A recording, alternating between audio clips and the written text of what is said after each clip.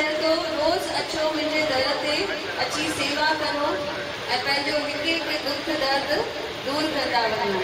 पर असांखे हुते वञण जो टाइम कान्हे। उते वञी करे मथो टेके अचूं, गुरूअ जो दर्शन करे अचूं ऐं पंहिंजो हिकु हिकु टेंशन रोज़ घटि करे अचूं।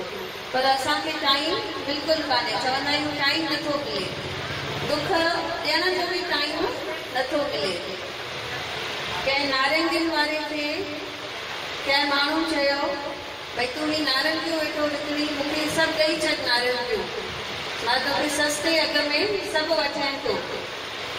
त ही नारंगियुनि वारो चएसि थो न मां तव्हांखे ॾेई छॾंदुसि सभु नारंगियूं, ठीकु आहे, पैसा त मूंखे प्रॉफिट में मिलनि था, पर मां छा वेही कंदुसि सॼो ॾींहुं।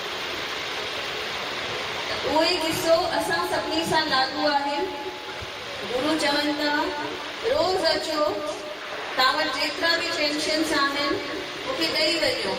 पर असां छा कंदा आहियूं, टेंशन्स गुरु खे ॾेई छॾंदासीं त पोइ असां कीअं चिंता न वेही कंदासीं। असांखे वणंदो आहे चिंता करणु, पर गुरु खे न ॾींदासीं। त हिन करे पक्को विश्वास रखी करे असां गुरूअ खे टेंशन्स ॾेई छॾियूं।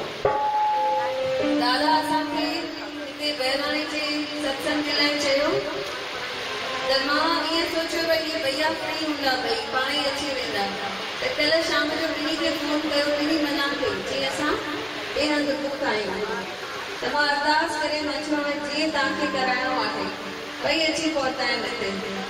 त इहे बाबा जी करामत आहे, अमरलाल जी करामत आहे। बोल अमरलाल की।